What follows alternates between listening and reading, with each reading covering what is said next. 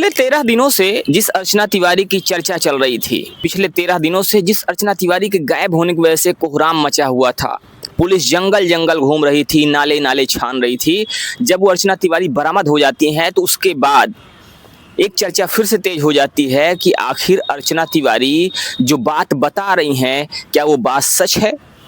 अर्चना तिवारी जो दावे कर रही हैं, क्या वो दावे सच हैं? क्या अर्चना तिवारी वास्तव में सिर्फ शादी ना करने की वजह से गायब हुई थी या उसके पीछे कोई और वजह भी थी? अलग अलग लोग इस पर अपनी अपनी राय रख रहे हैं, लेकिन अर्चना तिवारी की बताई गई बातें किसी को हजम नहीं हो रही हैं। हालांकि अर्चना तिवारी ने दावा किया है कि जिस लड़के के साथ वो भागी थी वो सिर्फ उनका दोस्त है, उससे ज़्यादा कुछ भी नहीं। लेकिन अर्चना तिवारी का यह दावा लोग कितना सच मान रहे हैं, आइए आज इस पर बात करते हैं, क्योंकि अर्चना तिवारी की ये बातें लोगों के गले नहीं उतर रही हैं।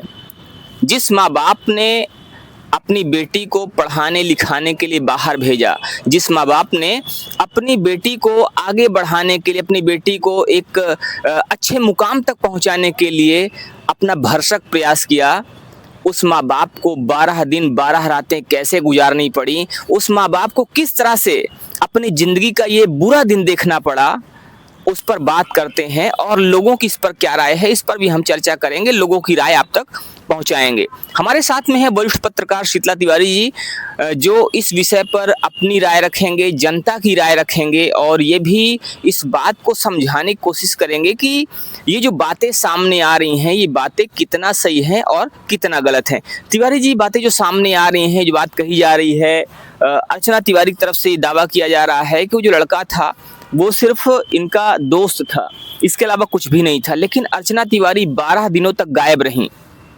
इन 12 दिनों के दौरान उन्होंने ना तो किसी को संदेश दिया, ना तो किसी को बताने की कोशिश किया, जबकि ये सारा कुछ एक सोची समझी रणनीति के तहत हुआ था।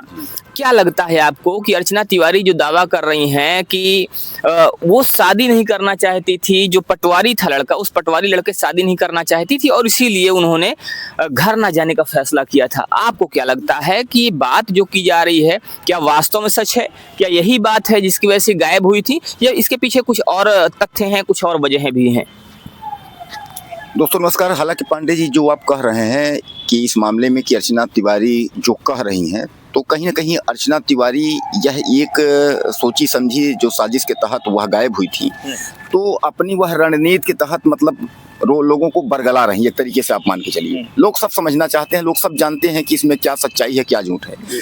उसमें सबसे बड़ी बात यह है कि अर्चना तिवारी शुरुआत में जब इन्होंने 2 से 3 साल का प्रैक्टिस इन्होंने जबलपुर में किया था, और वकालत की प्रैक्टिस ये 2-3 साल करने के बाद पढ़ाई भी इन्होंने जबलपुर से की थी। जैसा कि आप जानते हैं अर्चना तिवारी कटनी की रहने वाली है और ये इंदौर पहुंची थी। इंदौर में भी यह जो है वकालत की प्रैक्टिस कर रही थी, लेकिन साथ ही सिविल जज की जो है तैयारी भी कर रही थी, एक नॉर्मल वकील। और उसके बाद आप समझ लीजिए कि वह पुलिस को 12-13 दिन तक जो है घुमा दे। और इस कंडीशन में पांडे जी को जो है अर्चना तिवारी ने घुमाया कि पुलिस की मतलब उस फोन को जो है नर्मदा नदी के पास गिराना और ट्रेन के नीचे जो है सिम फेंकना, इस मतलब ये सब, खासकर जो है बैग उसी स्थान पे रख देना, B3 में रख देना। हालांकि इन्होंने जब यात्रा इंदौर से की थी तो इंदौर से इटारसी तक ये जो है इन्होंने यात्रा की थी, भोपाल तक, जो इनका लोकेशन बताया जा रहा है कि रानी कमलापति जो है भोपाल तक, तो वहां तक इन्होंने यात्रा की थी। और होशंगाबाद से भोपाल के बीच में जो है इसके बीच में वो तेजेंद्र जो ड्राइवर था, जो इनका सहयोगी है, वो मिला था और वो सारांश के कहने पर मिला था। और सबसे बड़ी बात, जो प्रेस कॉन्फ्रेंस में जो एसपी ने, जीआरपी के जो एसपी ने पांडे जी बताया, उन्होंने यह साफ तौर पे कहा कि यह बात जो है कुछ दिन पहले तेजेंद्र, सारांश और ये क्योंकि ये काम के सिलसिले में जो है ये हरदा गई थी, हरदा स्टेशन है वहीं खंडवा के बगल में, तो हरदा गई थी, वहीं तीनों की बात हुई थी। तो इन लोगों ने अगर, हालांकि भागना उसी समय था, लेकिन इन लोगों ने सोचा कि अगर यहाँ से भागेंगे तो सब प्लान क्लियर हो जाएगा, पुलिस पकड़ लेगी। लेकिन इसके तहत एक प्लान बनाया गया, वहाँ बैठ के प्लान बनाया गया कि ऐसे ऐसे करना है। तो इसमें बताया गया कि मास्टरमाइंड जो है कोई और नहीं, खुद अर्चना तिवारी ही मास्टरमाइंड है। और पांडे जी उसके बाद जो है इटारसी में जो तेजेंद्र था उसने इसको जो है कपड़े दिए, इसने अंदर जो है गाड़ी के अंदर कपड़े चेंज किए और B3 से जो B था वहाँ छोड़कर A2 में A1 में पहुंच गई कंपार्टमेंट में। A1 के रास्ते से इसने निकली और तेजेंद्र को पुलिस ने मतलब बताया यह भी कि वहाँ जो है जो CCTV है, तो तेजेंद्र को यह सब पता था क्योंकि तेजेंद्र इटारसी का ही रहने वाला था। उसको सब पता था कि आउटर में CC कैमरे नहीं है, तो जहाँ CC कैमरे न हो उस रास्ते से उतर के, और वह उतर करके बाहर निकली, गाड़ी से लेकर के वो ले जाकर के सारांश से मिलाया और सारांश जो है बाई रोड उस रास्ते से ये लोग गए। अब वहाँ गए जो है आपका काठमांडू, वहाँ गए ये लोग, घूमे टहले सब कुछ। कहीं ना कहीं ये सामने आ रहा है कि चूंकि अर्चना तिवारी खुद एक एडवोकेट थी और उनको सारी चीज़ें पता थी कि कहाँ कहाँ से लूप होल हो सकता है और क्या क्या चीज़ें हमें बचाना है।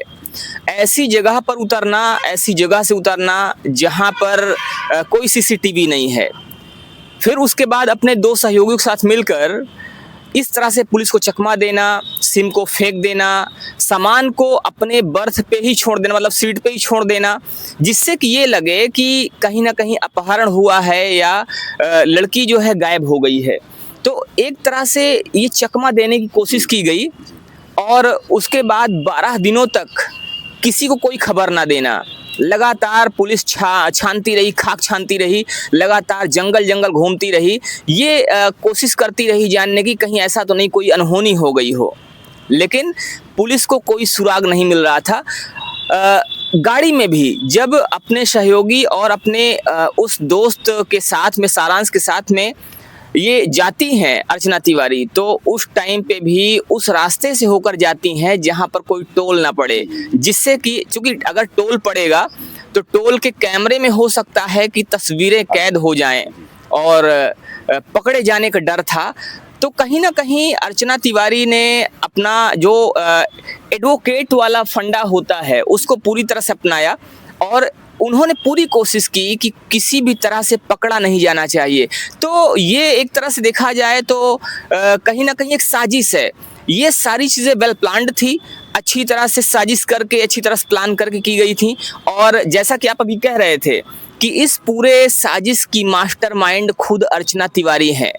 और अर्चना तिवारी जो बात कह रही हैं कि नहीं सिर्फ एक वजह थी कि हमारे जो घर वाले हैं वो हमारी शादी करवाना चाह रहे थे उस व्यक्ति से जो पटवारी है, तो ये कोई इतनी बड़ी बात नहीं थी कि बिना घर वालों को बताए हुए 12-12 दिन तक गायब हो जाए। और अगर नहीं करना था शादी एक पटवारी से तो कह देना चाहिए था कि नहीं भाई हम पटवारी शादी नहीं करेंगे, हम अगर कोई व्यक्ति इस रैंक से नीचे का है तो हम उससे शादी नहीं करेंगे, अगर कोई जज से नीचे है तो उससे शादी नहीं करेंगे, कोई इस रैंक से, कोई SP DSP से नीचे शादी नहीं करेंगे। ये कोई इतना बड़ा मामला नहीं था, लेकिन इस मामले में पूरे प्रशासन को, पूरे घर वालों को लगातार 12 दिनों तक परेशान किए रहना, ये अपने आप में एक बहुत ही गलत बात है। और कहीं ना कहीं जनता, तिवारी जी कह रही है ये बात, जनता इस बात को पचा नहीं पा रही है। जनता कह रही है कि ये जो बातें की जा रही हैं ये कहीं ना कहीं गुमराह करने वाली बातें हैं और ये बातें करके जनता को भी गुमराह किया जा रहा है, प्रशासन को भी गुमराह किया जा रहा है और घर वालों को बेवकूफ़ बनाया जा रहा है।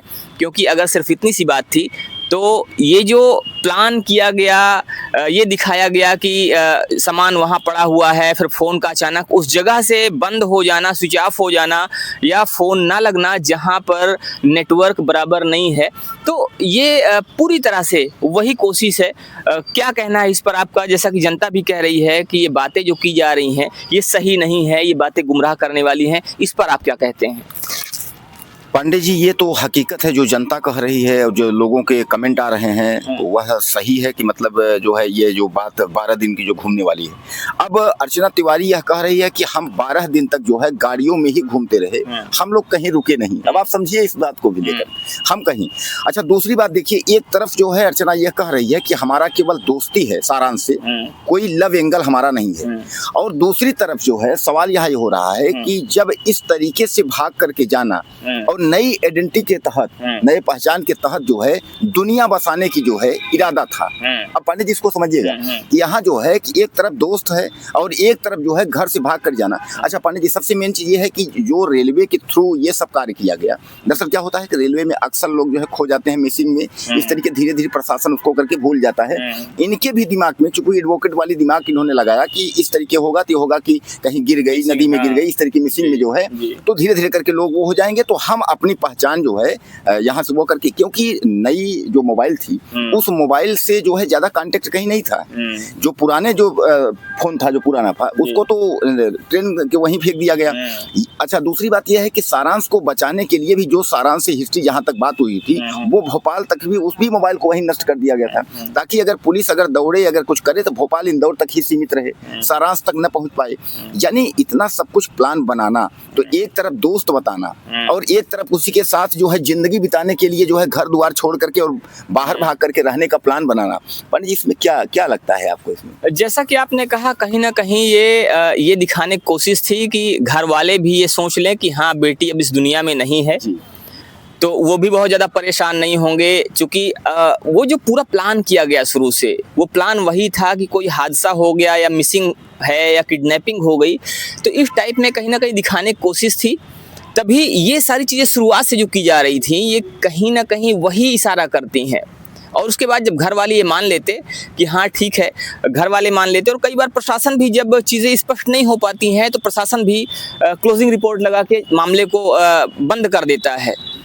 तो जब ये चीज़ें हो जाती तो ये अपने ज़िंदगी को एक नए रूप में, एक नए रंग में, एक नए कलेवर में बसाने की कोशिश में थे, और शायद वही करने के लिए इन्होंने इतना कुछ किया। लेकिन संयोग ऐसा था कि वो चीज़ हो नहीं पाई, सारा मामला क्लियर हो गया और अब सारी जो कहानी थी वो लोगों के सामने आ गई है। हालांकि बातें बनाने की कोशिश की जा रही हैं, लेकिन बातें जो भी हैं वो बिल्कुल स्पष्ट हो चुकी हैं, जनता भी समझ चुकी है। जो भी लोग अभी तक परेशान थे इस बात को लेकर कि आखिर एक बेटी जो निकलती है पढ़ाई बंद करके अपने घर के लिए, या ये कहा जाए कि जहाँ पढ़ती थी वहाँ से जब निकलती है रक्षाबंधन के लिए अपने भाई को राखी बांधने के लिए, तो कहाँ मिस हो जाती है। ये प्रश्न चिन्ह था पूरे देश के ऊपर, ये प्रश्न चिन्ह था रेलवे के ऊपर कि आखिर क्या रेलवे लड़कियों के लिए, महिलाओं के लिए सुरक्षित नहीं है। रेलवे पर ये प्रश्न चिन्ह खड़े हो रहे थे। लेकिन जब ये बातें सब स्पष्ट होती हैं तो अब लोग समझ चुके हैं कि कहीं ना कहीं लोगों को गुमराह करने की कोशिश की जा रही है। तो खैर, इस पर आपका क्या मानना है, इस पर आप क्या सोचते हैं? आप भी अपनी राय जरूर दीजिए। बने रहिए हमारे साथ खबरों का अपडेट के लिए। जय हिंद।